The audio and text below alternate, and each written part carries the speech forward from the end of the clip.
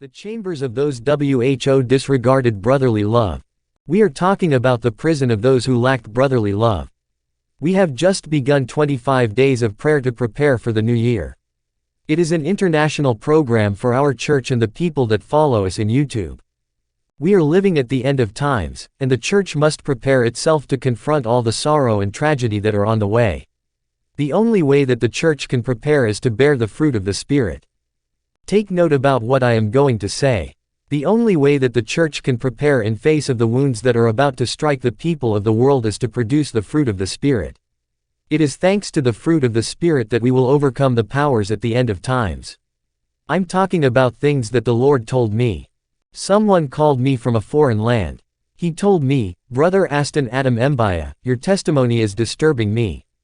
We don't know where you get all these details, things. I don't believe in all these things."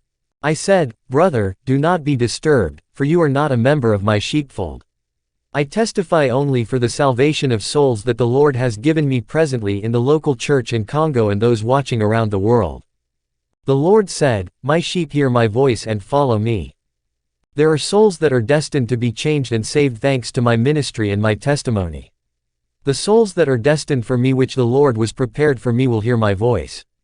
I am not interested in people who refuse to believe because I am not sent to them. After leaving the prison of souls that made a commitment and failed to keep their pledge, my soul was troubled. The Lord said, "We are to visit more chambers of hell, for there are souls that are to be saved, thanks to this report." The Lord told me, "You're going to tell the bride to prepare and be ready, for the time has gone by. I'm at the door, and very soon I will reveal myself to the bride. Only those who are preparing, watching and praying that will encounter my glory." I was sad looking at the Lord in this place, where piercing screams of damned souls were coming from all the directions. I kept hearing crying sound of lost souls that did not leave me the same and indifferent. As we were moving to the other chamber, the Lord said, "You know many will not see my face because they did not learn to love their neighbor. I love you, my people, but you must love one another the way I love you. The only way that you can prove that you really belong to me is by loving your neighbor.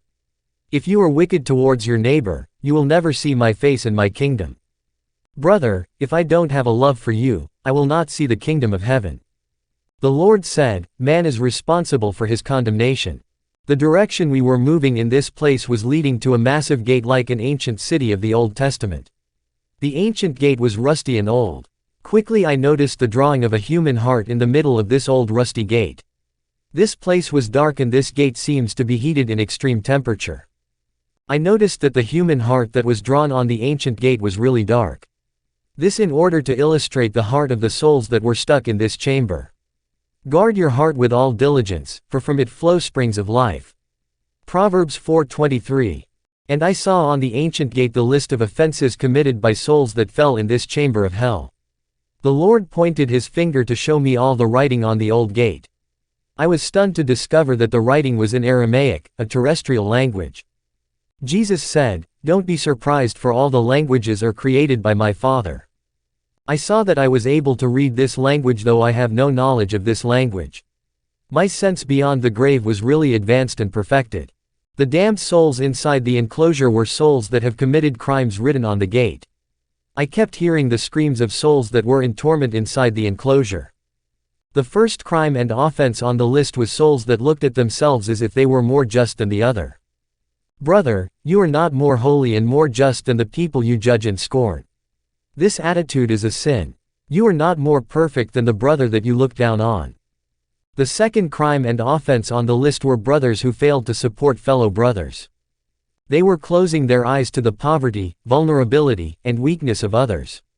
And they had their eyes focused uniquely on themselves, deliberately ignoring people that they could help. We must learn to assist in carrying the burden of brothers and sisters. There are brothers keeping money in the bank, increasing their saving, ignoring their neighbors that are in basic need. Many are failing to realize they should bear one another load. Galatians 6:2 Bear one another burdens, and so fulfill the law of Christ. The following crime was the souls that could not bear the prosperity, promotion and breakthrough of others. They are always in pain and vexed in their hearts when someone breaks through and is promoted. Whenever a brother or sister dressed in a good garment, they tend to downplay and say it's good but it's not good. They talk negatively when something positive happened to a brother. When people prosper around them, they become negative. We must learn to rejoice with those who are rejoicing and share brothers' happiness instead of being sad because of their prosperity. Romans 12:15 Rejoice with them that do rejoice, and weep with them that weep. The next crime on this ancient door was people who entertain rancor, animosity and wickedness in their hearts. They were also those who don't mind the brother and those who don't tell the truth. Although they were witnessing evil before them, they failed to speak when evil is prevailing. Leviticus 19:17, You shall not hate your brother in your heart. You shall surely rebuke your neighbor, and not bear sin because of him. In this list, there were those who refused to be told the truth, those who could not bear the truth.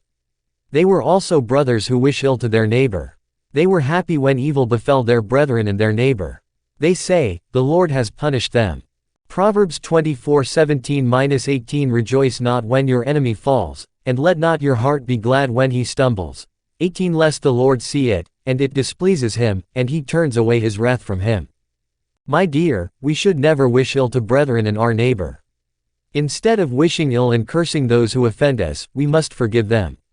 Yet we keep saying God will punish them because we wish them ill. If the Son of Man has accepted persecution and rejection, how come his disciples would not accept persecution? My dear, we should not wish people ill because they reject us. In this chambers, they were also those who no longer love their marital partner, though they continue to live together. In many marriages love has dried up and what is left is formality. They were those who hated people under some pretext. They were also those who have stopped doing good because of the treatment and abuse they suffer from people. In this chamber, there were those who love people because of profit and interest. They were also souls who love only people of their race, their kind and their tribe. After reading the list of sins that led down souls here, we finally entered this chamber through the ancient gate. I saw that there was a rain of fire falling in this landscape. The spectacle was unbearable in this place for nothing was as usual. It was horrific, something never seen. The place was like a forest that was burning in flames. I began to smell flesh that were burning. And I saw people burning like coal in the flames. Demons were lining up with these souls. Then we moved above the splashes of lava. Finally, we came face to face with a soul that was in his cell undergoing unbearable torment. Even when the fire of his cell was rising, he was regretting and was saying to himself, Why did I hate him up to the point of harming him? The Lord said to him, Love is first and foremost loving those who offend you. As the Lord talked to the man, I looked at him as his head was lifted up towards us, and we stood above his cell. He said, Lord, I am happy to see you in this place. I know that you have come to set me free from this place. Lord, you know that I have endured and bore those who offended me a lot. And I was tired of forgiving the same thing for the brother continued to offend me. Despite my patience, I decided to deal with him. I developed bitterness. The Lord said, When you have a good heart, whatever the treatment you receive, your heart will be constant. I asked the Lord, What has he done to fall here? The Lord said, He was engaged, but his friend was continually smearing him to his fiancée. His fiancée was rebuking him because of the things she was hearing from his friend. Since his friend kept gossiping and smearing him, he went on to lose 2 consecutive fiancées because of slandering of his friend. When he got the 3rd fiancée, his friend wanted to sabotage their engagement. This is when he got angry. He went on to demand that his friend stop his slandering. He broke their friendship so that he would not sabotage his engagement with his fiancée. He did this to prevent the smearing and slandering he suffered from him. He published the photo of his friend on social media to break his friendship. This is because he was tired of forgiving the wrongdoing of his friend. When we forgive, we have to bear the injury. Love is about burying the wounds. When you say something to someone who took it badly and misinterpreted, you have to bear him. When we went to the next cell, I saw a damned soul inside a cell of iron bars that was like a cage. His chest was bumpy. I saw shadows that surrounded him and they were piercing him on the chest. They were saying one after the other, I told you this and that but you would not listen. We forbade and told you not to do it, but you went on to do it. When the soul saw the Lord Jesus Christ, he said, Master, take away this chest of mine for I cannot bear it. Jesus said, when you were alive, you never wanted people to tell you the truth. You should have borne the people that were telling you the truth. How many people have you chased away from your life because they told you the truth? Whenever you misbehaved and people rebuked you, immediately you get angry against them. When people tell you that you are doing bad, you labeled them your enemy. You think those who are your friends are the ones hiding the truth from you. Yet friendship implies telling the truth to one another. When your friend failed to tell you the truth, he is not your friend. Many people like their friends to live with them in lies and hypocrisy. The one that loves you is supposed to tell you the truth. When a friend of yours keeps quiet when you are misbehaving, saying I saw that what you did was wrong but I did not like to say it, he is not a friend. The one who loves you is the one to tell you the truth when you are on the wrong path, even if you won't like it. But this soul was hating people who were telling him the truth. He thought he was always right. Beloved, often people that observe us are the ones that know us. When they make a remark about us, they can be right. Don't see yourself always right in your own eyes. This man fell into hell because he could not bear rebuke. Jesus said to him, "You rejected those who tried to bring you back to the right path. Sins are found in your heart. It's too late for you." I was watching this man with the Lord. And I said, "Lord, what has he done?" The Lord said, "He was scolding those who tried to advise and bring him back to the right path." Whenever a person tells him that he was wrong, he would get angry against the person. The Lord said, "The shadows that you see surrounding him and piercing his chest are the people that were advising him when he was alive on the earth, that he chased away from his life." The Lord told me, when someone tells you the truth about a fact, the words that he tells is already a judgment against you. When someone tells you that you are wrong and that what you are doing is wrong, when you refuse these truths because of your heart, understand these words of reproach and rebuke that you are rejecting are themselves a judgment against you. And these reproaches and rebukes that you are rejecting will appear on the day of judgment in order to condemn you before God. Therefore be thoughtful when someone tells you something. Then we saw a soul that was tied in his cell. I learned that he no longer had affection in his heart for his father, for his dad never recognized his achievement. The father was radical but mediocre. He was behaving so badly that his children could not bear him anymore. But this one had built hate in his heart towards his father because he was using violence against his mother. He caught his father in the act, cheating on his mother. This man had hate towards his father in his heart. And when he died, he fell here. I saw a lady in this place. She was married and used to commit abuse towards her husband.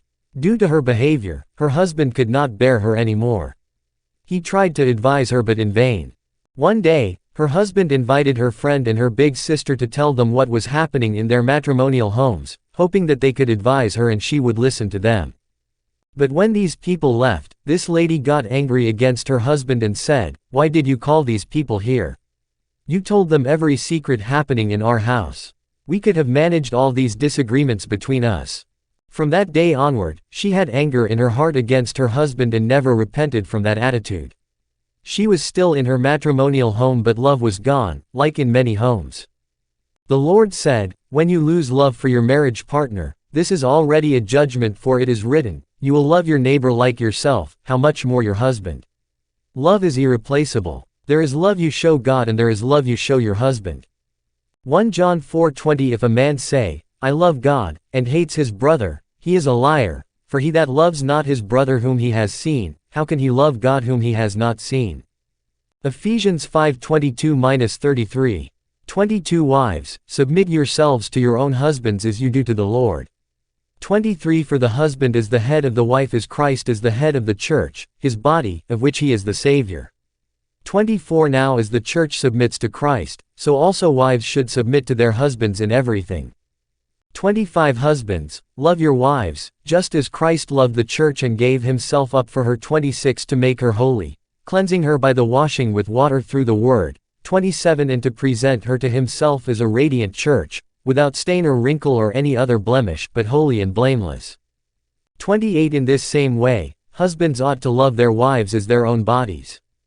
He who loves his wife loves himself. 29 After all, no one ever hated their own body, but they feed and care for their body, just as Christ is the church. 30 For we are members of his body. 31 Inches For this reason, a man will leave his father and mother and be united to his wife, and the two will become one flesh. 32 This is a profound mystery, but I am talking about Christ and the Church. 33 However, each one of you also must love his wife as he loves himself, and the wife must respect her husband.